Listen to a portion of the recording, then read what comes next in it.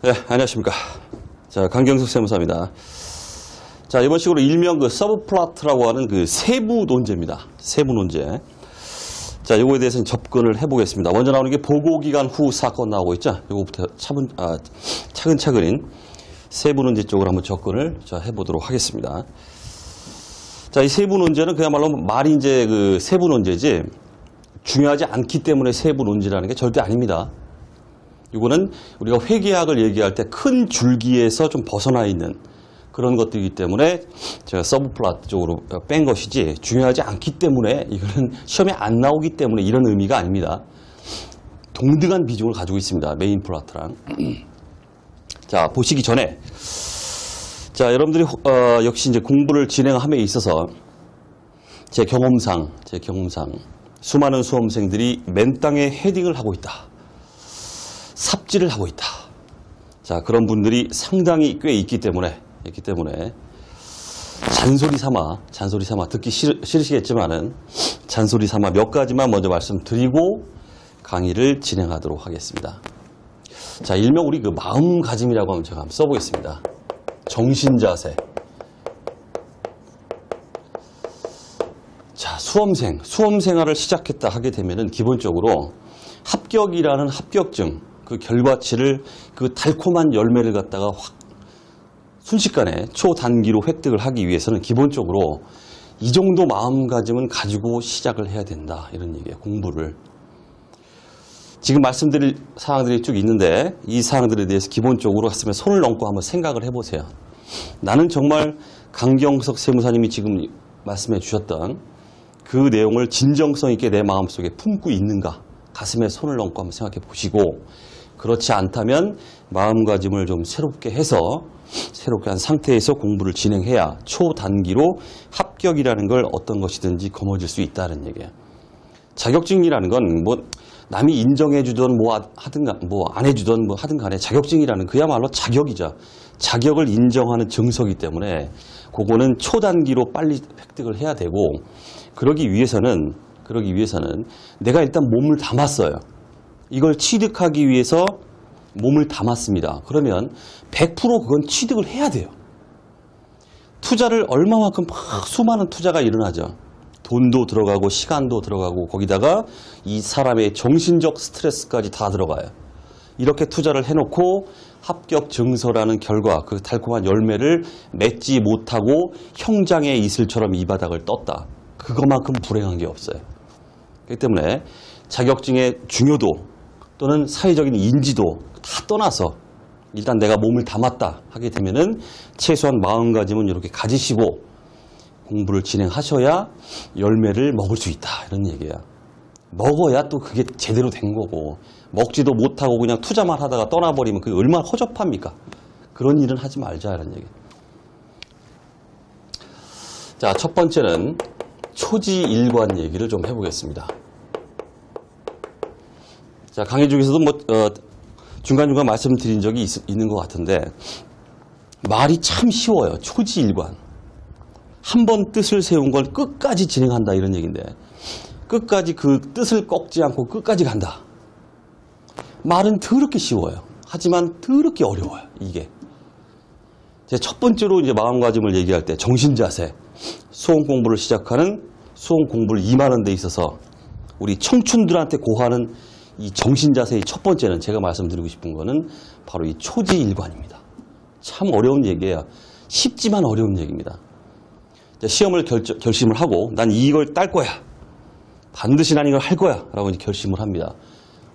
그리고 교재를 구입하고 학원을 결정하고 강경석 세무사님의 강의를 들어야지. 아, 저 양반이 참 잘하는 것 같아. 그리고 도서관이나 고시원이나 책상에다가 탁 자신의 의지를 담은 문구를 써놓습니다. 나는 할 수 있다. I can do it. 써놓고서 이제 시험을 탁 시작합니다. 그런데 잘 될 줄 알았는데 희한합니다. 남들은 쉽게 공부하는 것 같은데 희한하게 나는 안 돼요. 난 왜 이렇게 머리가 나쁘지? 그냥 굳은 의지를 갖고서 시작을 했는데 세상과 한판 붙어보자. 이 필승의 각오로 전투를 세상과 한판 펼치자 이런 생각을 가지고 시작은 하긴 했는데 얼마 지나지 않아서 자신감이 뚝뚝뚝 떨어져 갑니다. 그러니까 막 하기 싫어져요, 공부가. 그리고 불확실성에 대한 두려움이 막 밀려와요. 과연 내가 합격할 수 있을까? 내가 제대로 하고 있는 것일까? 이 공부를 하면 나는 어떠한 결과를 내가 얻을 수 있을까? 나는 못할 것 같아. 이러면서 약간의 그 불확실성이죠. 그런 두려움 때문에 잡념에 휩싸이면서 뜬금없이 그냥 여기저기 막 이력서 내요. 그러면서 돌아다녀요. 이러면서 한 풀씩 처음에 시작했던 그 의지가 꺾이기 시작한다 이런 뜻이에요. 그건 여러분들뿐만 아니라 누구나 겪게 되는 일입니다. 저 또한 저 가방끈 굉장히 깁니다. 공부 많이 했어요. 항상 새로운 걸 시작할 때마다 저도 마찬가지로 그랬습니다. 내가 할 수 있을까? 자, 그 이유가 뭘까요? 자격증이란 공부는 아무한테 주어지는 게 아니에요. 일정량의 공부량이 쌓인 사람들한테 자격을 주는 그런 거기 때문에 생각보다 하다 보니까 공부할 양이 내가 생각했던 것보다 장난이 아닌데? 그러면서 부담감이 밀려오면서 그 부담감을 쉽게 해결하지 못하는 그런 상황이 된다 이런 뜻이에요. 문제를 이렇게 딱 쳐다봅니다. 도통 이해가 안 가요. 당연하죠. 처음 보자마자 전부를 다 이해해버린다면 그게 천재지 그게 사람입니까? 천재보다는 그 사람이 아니겠죠. 그거는 누구나 겪는 그거다 이런 얘기인데, 그러면서 난 정말 머리가 나쁜가 보다 그냥 자괴감에 이렇게 이제 휩싸이면서 공부가 이제 점점 싫어지기 시작한다 이런 얘기예요. 그러면서 처음에 가졌던 의지가 꺾이기 시작한다. 누구나 그렇다 이런 얘기예요. 하지만 우리는 이거를 명심해야 돼요, 여러분들은. 계속 말씀드리지만 시험 초기엔 누구나 이런 생각을 가질 수 있고 여러분만 이런 생각을 가지는 게 아니라 그 누구한테도 발생할 수 있는 문제라는 걸 명심을 해야 돼요. 나만 그런 게 아니라는 걸 아셔야 됩니다. 자꾸 자기 머리 탓을 해요. 공부를 이제 시작하고 이제 회계나 어떤 이런 것들이 이 바닥이 그렇잖아요. 한번 공부를 하면은 휘발성이 너무 강하기 때문에 공부했는데 머리에서 날아가 버려요. 휘발성 없어져 버려요. 그 공부를 또 해야 돼요. 봤던 걸 또 봐야 돼요. 또 보면 또 봤던 내용이기 때문에 쉬울 줄 알았는데 봤던 내용인데 머리에서 날아갔죠. 다시 보면 또 새로워요. 이게 웬일입니까? 이러면서 점점 내가 할 수 있을까라는 어떤 자괴감에 의문이 들기 시작하면서 힘이 뚝뚝뚝 떨어진다는 뜻이에요. 자, 명심할 것은 계속 말씀드리지만 이 합격을 한 사람들은 이 모든 내용을 다 알고 시험장 가서 100% 툭 던져놓고 해가지고 그렇게 해서 합격한 사람이 아니라는 겁니다. 합격한 사람은 모든 내용을 다 알기 때문에 합격한 게 아닙니다. 보다가 모르겠으면 버리는 거예요. 과감하게 버리는 겁니다. 그 버리는 것들 시험에 안 나와요. 결국은 보면은. 결국은 그렇다는 얘기입니다. 자, 그래서 모든 걸 이해하려고 드는 순간 여러분들이 이제 점점 힘들어지는 거기 때문에 공부를 처음 할 때 모르겠다 싶으면 일단 제끼세요. 나중에 보자. 지금은 일단 2보 전진을 위한 1보 후퇴다. 이렇게 생각하고 모르겠다 싶으면 제끼세요. 그게 마음이 편해요. 이거 이해 못하면 난 전진 못해. 이런 마음을 가져버리면 한 발자국도 못 나가요. 그리고 계속 자기를 막 꾸짖어요. 이 머리 나쁜 놈 이것도 모르니 남들은 다 쉽게 공부하고 다 알고 있는 것 같은 나만 모르는 것 같은 이런 생각을 하면서 막 하게 됩니다. 자, 그래서 시험을 여러분 이제 딱 이제 발을 들여놓는 그날 그 다짐이 이제 점점 시들해져 갑니다. 그리고 이제 하루에도 10번, 20번 막 포기하고 싶어져요. 때리칠까 말까? 딴 거 할까? 딴 거 뭐가 있을까? 이렇게 되면서 이게 이제 헛지랄이다 이런 얘기인데 여기서부터 이제 뒤틀리기 시작한다는 얘기입니다. 그렇기 때문에 말씀드리고 싶은 거는 여러분들이 10번, 20번 하루에 포기하고 싶어 할 때 다른 사람들은 100번, 200번 포기하고 싶어 한다는 사실을 아셔야 돼요. 난 왜 이렇게 머리가 나쁘지 그러면서 벽에 막 10번 지쳤다. 대가리를 10번 지쳤다. 다른 사람들은 벽에 100번 지치고 있다. 이걸 아셔야 돼요. 나만 그런 게 아니다. 여기서부터 여러분들은 출발점을 가지셔야 됩니다. 이 공부 자체가 성격이 그렇기 때문에 그래요. 처음엔 너무 힘들기 때문에. 쭉 이제 지금까지 진행해 오셨는데 이게 잘 되고 있는 거냐 안 되고 있냐 그 감도 없고 자, 그 감은 언제 생기냐면 이 회기라는 어떤 이 바닥에 그 감은 전체를 조망하고 난 후에 생겨요. 각계 전투로 딱딱딱딱 끊어 진행 중일 때는 의심이 들어요. 내가 제대로 하고 있는 거냐? 봤던 게 또 머릿속에 하얘지고 또 까매지고 아무것도 없는 것 같고 하지만 차분하게 진행시키세요. 알든 모르든 모르는 건 제끼고 전체적인 숲을 갖다가 전체 내용이죠. 전체를 딱 조망한 후에 가서 다시 한번 보기 시작하면 그때부터는 내가 제대로 공부를 한 거였구나라는 게 착착착 들어오고 하나하나 이렇게 쌓여가는 느낌이 이제 들기 시작합니다. 그러니까 처음엔 그게 안 느껴집니다. 이게 일반적으로. 그렇기 때문에 절대로 처음에 세웠던 이 뜻이죠. 뜻을 꺾지 말라. 성공한 사람들은 흔한 말이지만 어떻습니까? 쓰러진 적이 없는 게 아닙니다. 성공한 사람은 어떻다고 그래요? 쓰러졌다가 다시 일어난 사람이 성공한 사람이에요. 흔한 말이잖아요, 이게. 자, 그래서 쓰러지고 싶은 날이 있더라도 다시 일어나서 앞을 향해서 열심히 달려라. 그리고 나만 그런 게 아니라는 사실을 반드시 명심해라. 그렇게 말씀드리시고 마음을 겸손하게 가지고 수험 생활에 임하면서 차분하게 진행을 시켜봐라. 이런 얘기예요. 절대 처음에 세운 그 뜻을 꺾지 말자. 이런 얘기를 먼저 하고 싶고요. 자, 두 번째.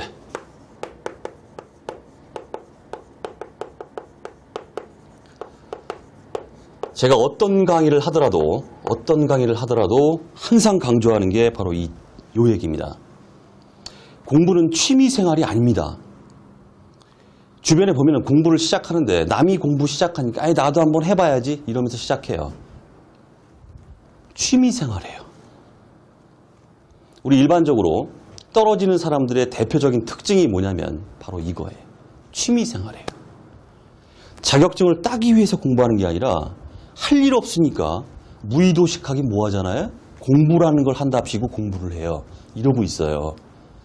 이런 사람들 굉장히 많습니다. 정말 안타까워요. 제가 이 바닥에 몸담은 지가 10년이 넘어가는데 수많은 수험생을 봤습니다. 취미생활하는 수험생들 어마어마하게 많아요. 그리고 어디 가서 얘기해요. 나 공부한다 이런 식으로. 이런 자격증 공부하고 있다. 공부하는 게 무슨 자랑이에요? 까놓고 얘기해서. 자, 그 다음에 이런 취미생활하는 사람들의 특징이죠. 뭐냐면은 누구 탓을 해요. 여러분들 한번 마음에 한번 손을 얹고 한번 생각을 해보십시오. 제일 먼저 하게 되는 건 뭐냐면 교재 탓을 해요. 교재 정말 허접이네. 아니 그 수험생 입장에서 수험생이 알면 얼마나 한다고 교재 탓을 합니까? 교재를 쓸 정도의 저자면 어떻습니까? 어마어마하게 공부한 사람이에요. 교재 탓을 합니다. 그러다가 어떻게 합니까? 교재를 바꿔요. 재미없어. 이제 좀 식상해. 다른 책 없나? 그러면서 쎄빠시 책이 이제 나왔어요. 아주 요상한 또 책이 되게 새 책이 나오면은 그것도 이렇게 사요. 봅니다. 몇 장 안 봐요. 또 다른 책 없나? 이렇게. 아주 이 취미 생활하는 사람들의 특징이 뭐냐면 책을 모으는 게 취미예요. 2012년도판, 13년도판, 14년도판, 15년, 16년, 17년 책이 막 자기 키처럼 막 쌓여갑니다. 골 때리는 건 뭐냐면 책이 많아지는 걸 보면서 자기 스스로 또 기뻐해요. 와, 책이 많아지네. 책이 많다. 기가 막힐 노릇입니다. 문제는 뭐겠습니까? 다 좋습니다. 다 좋은데 뭐예요?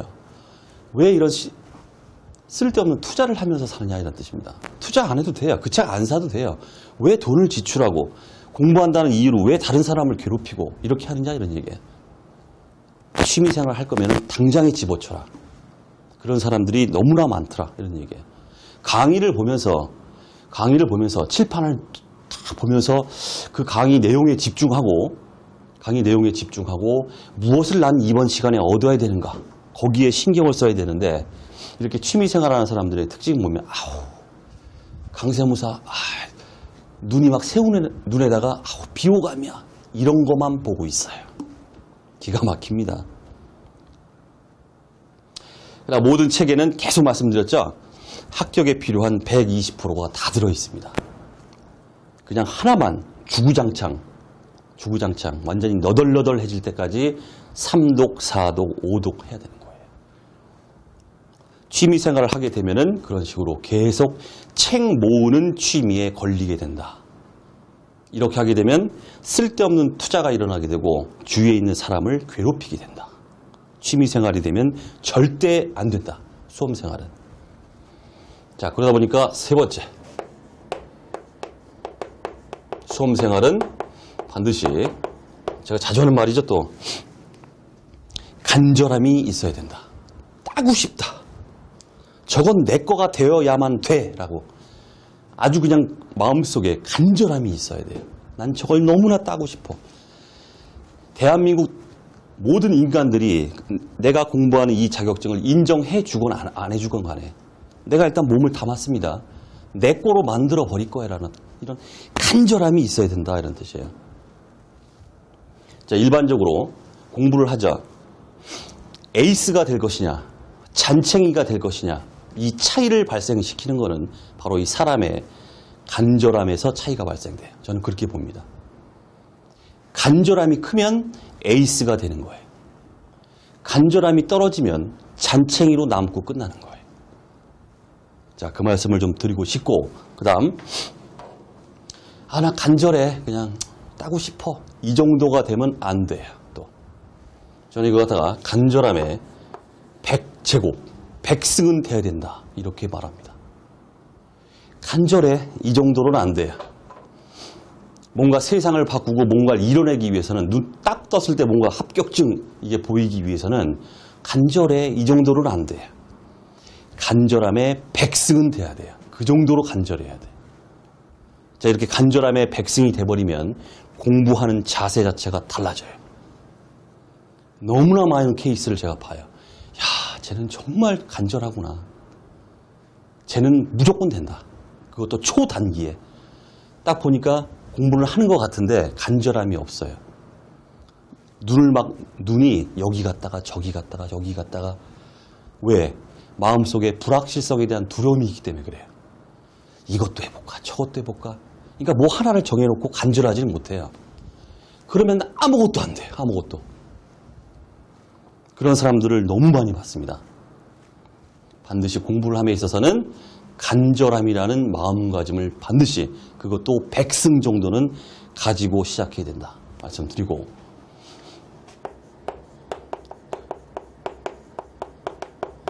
네 번째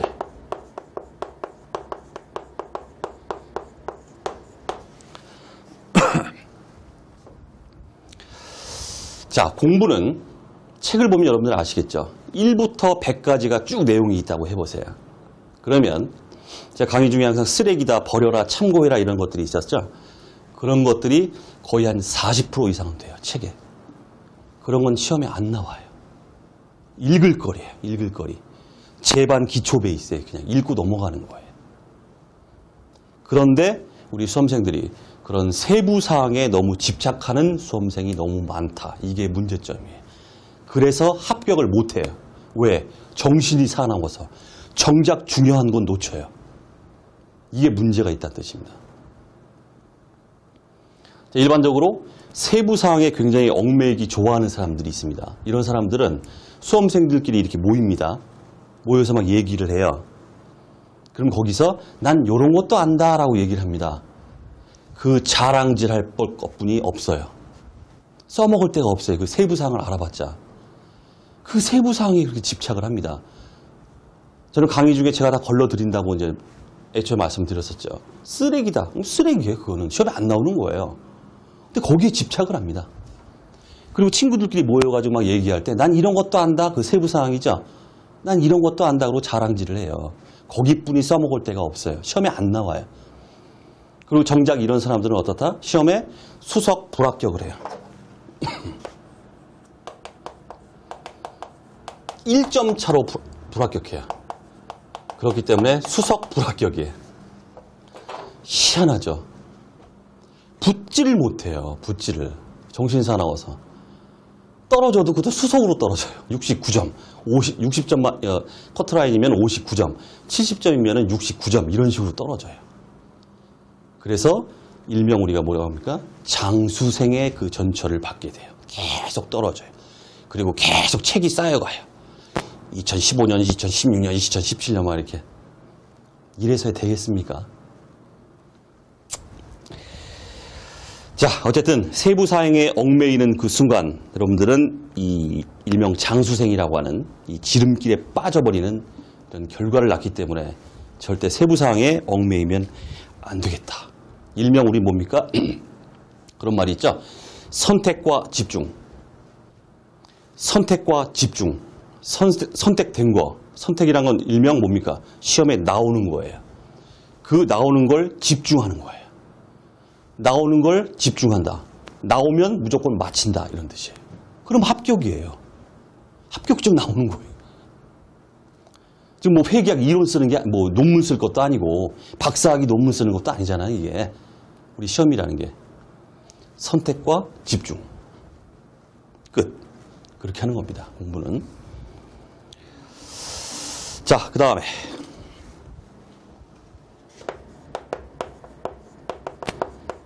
자신감 얘기를 좀 해보겠습니다. 자, 자주 말씀드리지만 저 시험에서 단 한 명을 뽑더라도 그게 나다. 이런 자신감을 가지고 공부를 해라. 그런 말씀을 드린 적이 있었죠. 그 다음에 우리 일명 그런 게 있습니다. 높게 나는 새가 멀리 본다 이런 말이 있죠. 하지만 역으로 얘기하면은 낮게 나는 새가 자세히 본다 이렇게 말할 수 있습니다. 여기서도 뭐 같은 얘기가 되겠지만은 낮게 날아서 자세히 보는 건 좋은 게 아니에요. 높게 날아야 자신감도 생기는 거고 멀리 보게 되면서 합격이 보여요. 낮게 나서 자세히 봐봤자 합격증이 보이질 않아요. 자신감도 떨어져요. 단 한 명을 뽑아도 그게 나다. 이 생각으로 공부해라. 이 얘기는 수없이 제가 했습니다. 강의 중에. 이 자신감이 있게 되면 일단 여러분들은 50점, 100점 만점이다 그러면 50점 그냥 먹고 들어가는 거예요. 자신감은. 심지어는 제가 이런 말도 합니다. 나란 인간은 남극에 가서도 냉장고를 팔 수 있는 이런 자신감이 있다라는 마음을 가져라 이렇게 말해요. 그 정도의 자기 최면은 걸어야 됩니다. 이게 난 된다. 무조건 된다. 난. 그러면 50점 먹고 들어가는 거예요. 자, 역시나 마찬가지로 간절함이 있다. 그 다음에 거기에 플러스 자신감이 있다. 하게 되면은 공부하는 자세가 역시나 180도 완전히 달라집니다. 자, 예를 들어서 나는 안 되는 놈이야. 경험상 나는 살아온 인생을 보니까 나는 맨날 안 되는 놈이었어. 난 어차피 안 돼. 열심히 해보긴 하는데 난 안 될 것 같아. 안 돼. 나는 그렇게 찌질한 놈이야. 난 매번 실패자야. 이런 정신 자세를 갖고 어떻게 합격을 하겠어요? 어떻게 공부가 됩니까? 자, 그 말씀을 좀 드리고 싶다. 이런 얘기고, 자신감.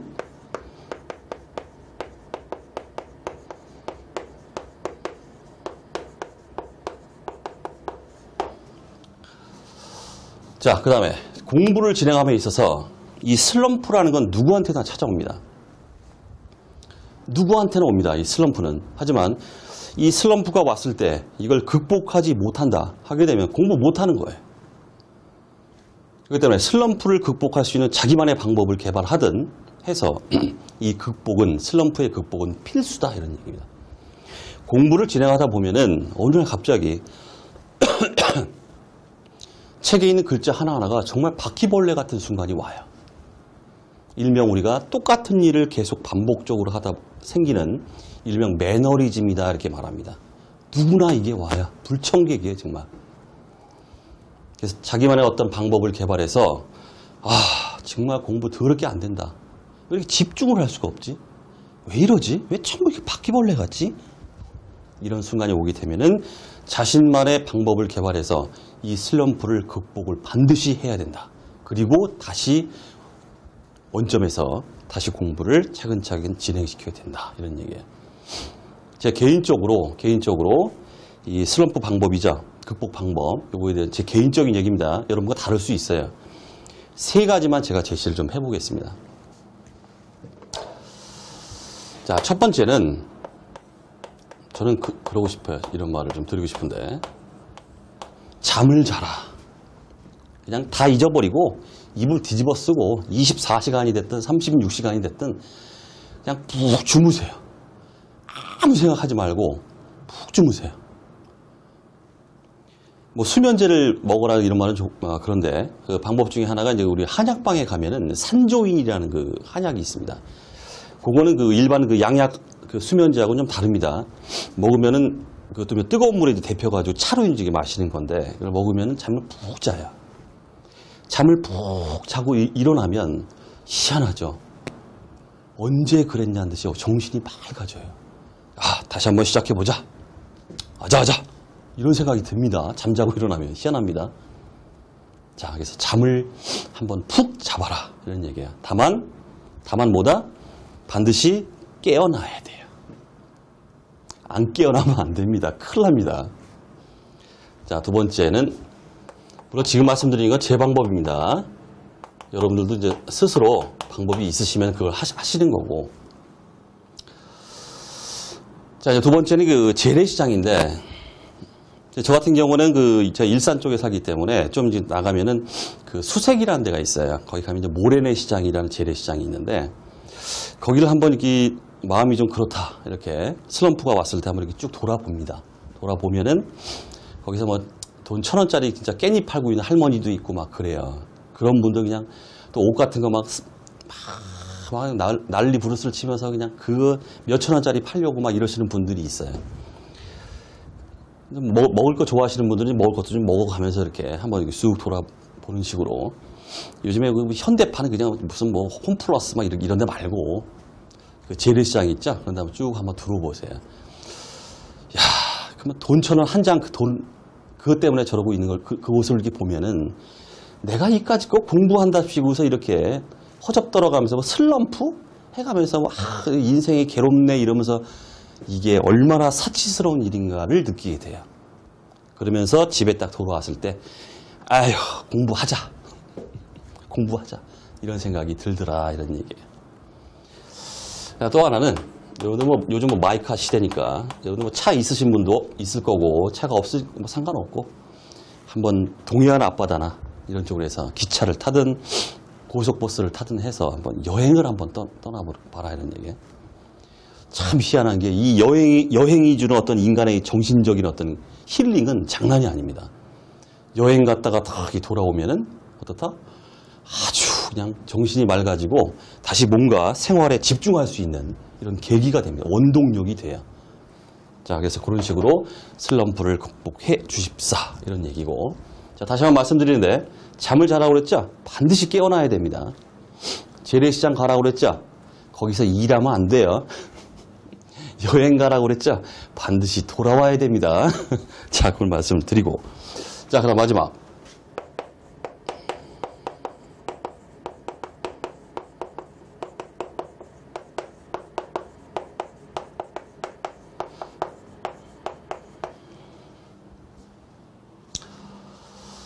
자, 제가 한자 성어 이런 거 좀 많이 쓰지만 계속 말씀드리지만 저는 한자는 못 써요. 한자를 못 씁니다. 자, 불한불성 불광불급이다 이런 말이 있습니다. 하는 이제 땀 한자예요. 땀. 이건 이룬다, 이룰성. 이건 미친다, 크레이지. 이건 얻는다. 자, 여러분들 충분히 해석이 되시죠? 해보세요. 땀 흘리지 않는 자 이루는 것이 없고 미치지 않는 자는 얻는 게 없다 이런 뜻입니다. 다시 땀 흘리지 않는 자 이루는 게 없고 미치지 않는 자는 얻는 게 없다. 따라서 어떻게 된다? 뭔가를 얻기 위해서는 우리는 어떻게 해야 돼요? 미쳐야 돼요.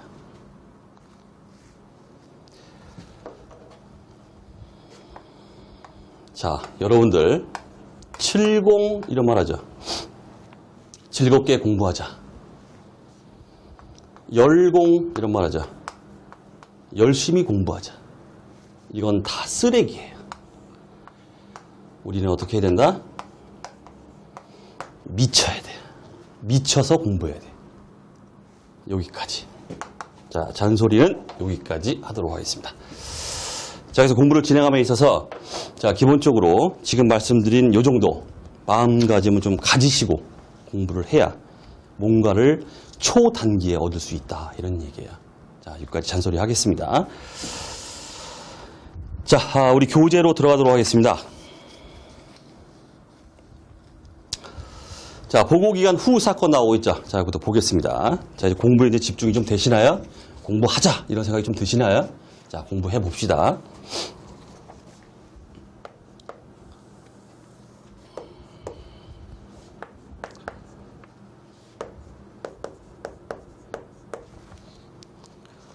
자, 보고기간 후 사건인데 12월 31일 보고기간 말. 자, 일명 재무제표 FS의 발행 승인일 이렇게 말해요.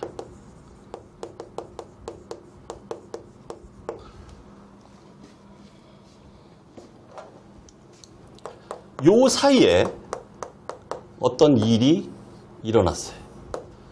이걸 보고기간 후 사건이다.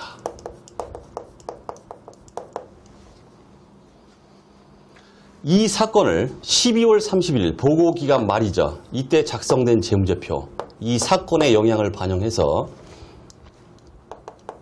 재무제표를 수정해야 되느냐 말아야 되느냐.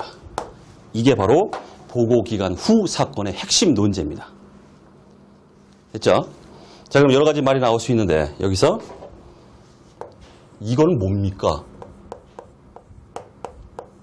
이 얘기가 나올 수 있겠죠? 자, 하나하나 좀 보도록 하겠습니다.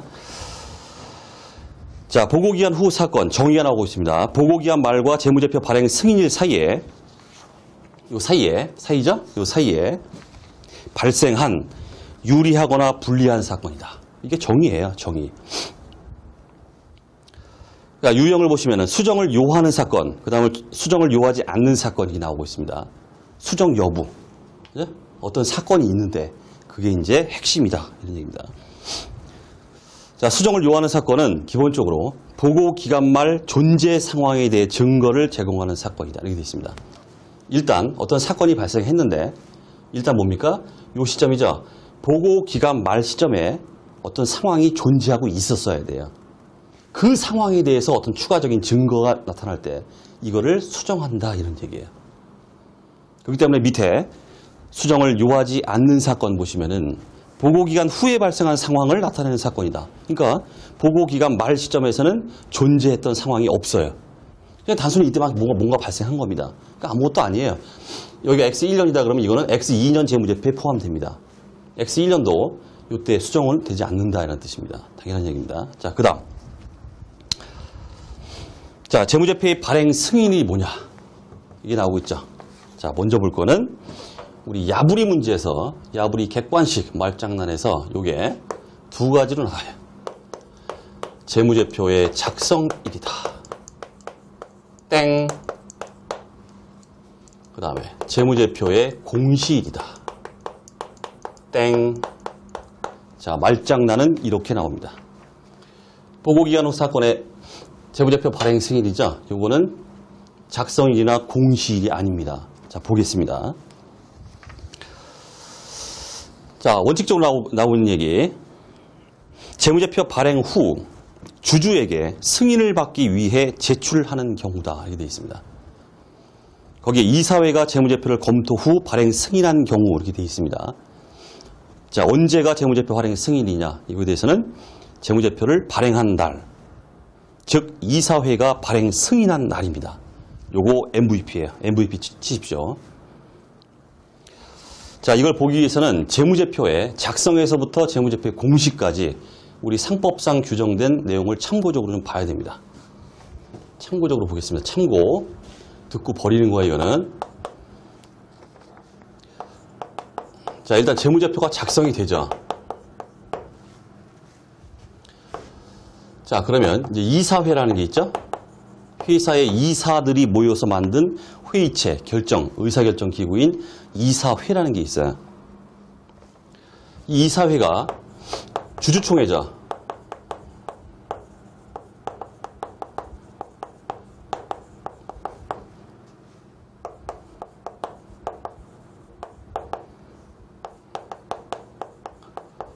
재무제표가 작성이 되면은 이사회가 이 재무제표를 갖다가 발행 승인을 합니다. 왜? 발행 승인을 하는 이유는 바로 주주총회에 제출하기 위해서 그래요. 물론 중간에 뭐 회계감사가 다 있었겠죠. 주주총회에 제출해요. 그럼 주주들이 그걸 보고 승인을 해요. 주총 제출을 위해서 발행 승인을 합니다. 하고 나서 이제 이게 주총회에 제출이 됩니다. 주주총회에 제출이 된다.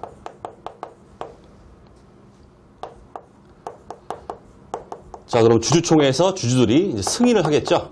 오케이.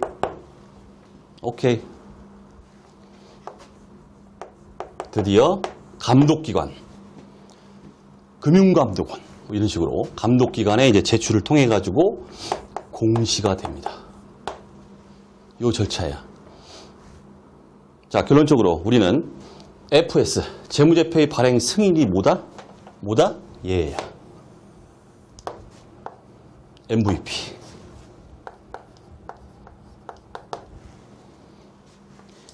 재무제표의 작성일, 이거 아닙니다. 재무제표의 공시일, 이거 아닙니다. 자, 그렇기 때문에 MVP예요. 자, 됐고. 자, 그 주위에 나오고 있죠? 이게 또 야부리로 또 많이 나옵니다. 주주가 재무제표를 승인한 날이다. 주총회에서 승인한 날. 뭐 이런 것도 아닙니다. 자, 봐두셔야 되고. 그 다음 참고사항인데, 자, 일정한 경우에는 그 별도 감독 이사회라는 게 있습니다. 별도 감독 이사회. 우리 KIFRS에서 얘기하는 거는 이거 참고사항입니다. 이거는 비집행이사. 집행이사라는 건 실제 일을 집행하는 사람을 이사라고 그러고, 실제 집행을 안 하고 있는 이사는 당연히 비집행이사죠. 이러한 비집행이사로 구성된 게 바로 이 별도의 감독이사회다라고 말하고 있는데, 그 참고사항이고, 어쨌든 별도로 우리는 이게 중요한 거고, 참고적으로 자, 이렇게 경영진이 별도 감독이사회의 승인을 얻기 위해 재무제표를 발행하는 경우에는 하나 문구 정도 봐두십시오. 경영진이 감독이사회에 제출 기회에서 발행 승인한 날이다. 자, 그 정도 보시고. 그다음 밑에 이제 사례가 나오고 있는데, 재무제표의 발행 승인과 관련해서 이 사례는 제가 만든 사례가 아니라 여러분들 KIFRS 1010호 보고기간 후 사건, 거기 한번 보세요. 이 사례 KIFRS에 그대로 나오는 사례예요, 이게. 그래서 혹시나 몰라서 제가 집어넣었습니다. 제가 만든 사례가 아닙니다, 이건. 자, 2000X 1년 12월 31일로 종료되는 회계 연도에 재무제표와 관련된 일련의 사건들이다 해서 X 2년 2월 28일, 다음 연도죠. 2월 28일에 이제 경영진이 2000X 1년도 재무제표 초안을 완성했다. 작성됐습니다.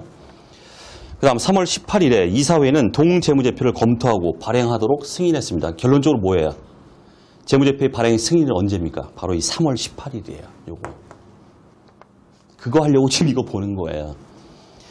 그 다음 3월 19일에 기업의 이익과 선별된 다른 재무 정보를 이제 발표가 됐고, 자, 이에 따라서 4월 1일 날 주주와 그 밖의 이용자가 재무제표를 이용할 수 있게 되었다. 그러니까 주주들이 이제 승인을 위한 그 검토를 위해서 열람할 수 있게 됐다, 이런 뜻이에요. 그다음 5월 15일에 가서 이제 드디어 정기 주주총회에서 해당 재무제표를 이제 승인을 했습니다. 승인. 그다음에 재무제표를 감독기관, 뭐 금융감독원 여기에 제출해가지고 공시가 됐다. 뭐 이런 얘기예요. 어쨌든 3월 18일이 바로 재무제표의 발행 승인이다. 혹시 우리 문제에서 이 문제가 나올지 몰라서 집어넣었습니다. KIFRS 사례에 나오는 거기 때문에. 자, 그 다음 이제 우리가 볼 거. 이번 시간의 하이라이트입니다. 수정을 필요로 하는 사건과 수정을 필요로 하지 않는 거. 필요 사건, 불요 사건.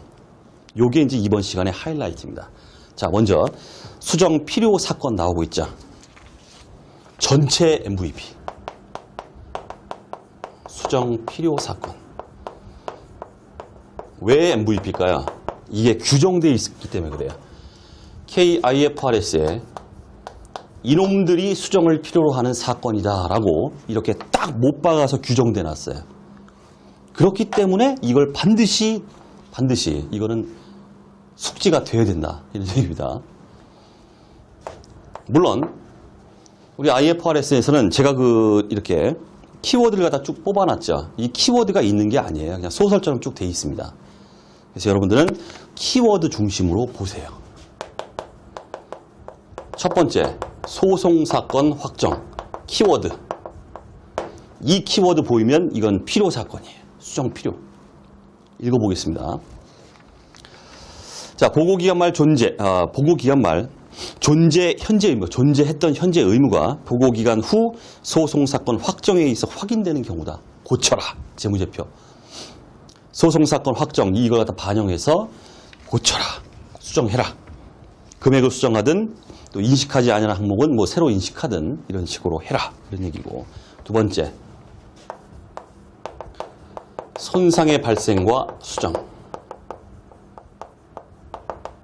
자, 키워드 중심으로 잘 보십시오. 읽어봅니다. 보고기간 말에 이미 자산 손상이 발생되었음을 나타내는 정보를 보고기간 후에 입수하는 경우나 이미 손상차손을 인식한 자산에 대하여 손상차손 금액의 수정이 필요한 정보를 보고기간 후에 입수하는 경우에 고쳐라. 이런 얘기예요. 그 다음 그 예가 두 가지가 나오고 있죠. 이 예도 보셔야 됩니다. 보고기간 후에 키워드는 바로 매출처 파산이에요. 고쳐라. 이런 얘기예요. 자, 보고기간 후 매출처 파산은 보고기간 말에 매출 채권에 손실이 발생하였음을 확인하는 추가적인 정보이므로 장부 금액을 수정할 필요가 있다. 이렇게 되어 있습니다. 그러니까 뭘 고치는 겁니까? 전기 말에 대손 충당금을 수정하는 거예요. 그 다음 심지어는 보고기간 후에 재고자산 판매는 보고기간 말에 순실현 가능 가치에 대한 증거를 제공할 수 있다. 그래서 고쳐야 된다. 이렇게 이야기하고 있어요. 즉 순실현 가치의 그 변동이죠. 그 변동을 반영해서 고쳐라. 하나하나 다 여러분들 눈팅 잘 해두셔야 됩니다. 그 다음 세 번째,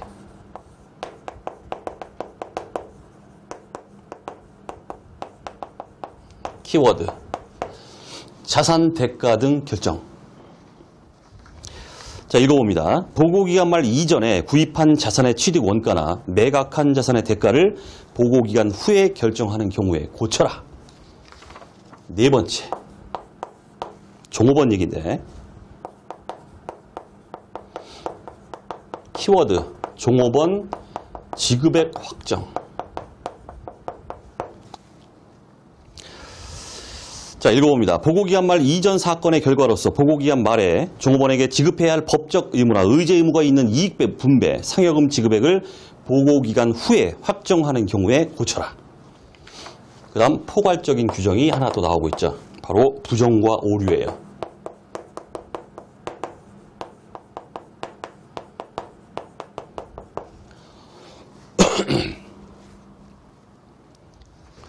재무제표가 부정확하다는 것을 보여주는 부정이나 오류를 발견한 경우다 해서 굉장히 포괄적으로 규정하고 있어요.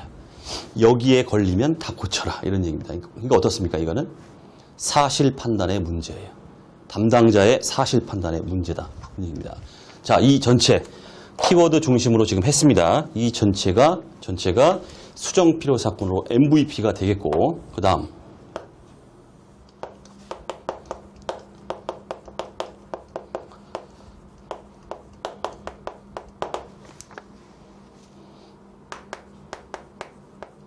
자, 이거와 대별해서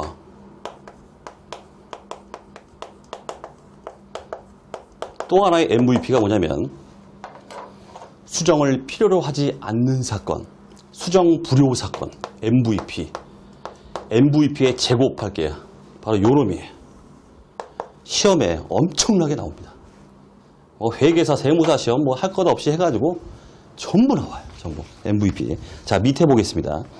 수정 불효 사건이라 나오고 있습니다. 자, 대표 사례가 나오고 있죠. KIFR에서 딱 못 박아서 하는 얘기가 이겁니다. 보고기간 말과 재무제표 발행 승인 사이에, 요 사이죠. 요 사이에 투자자산의 공정가치 하락은 뭐다? 수정을 필요로 하는 사건이 아니다. 수정 불효 사건이다. 이렇게 얘기하고 있습니다.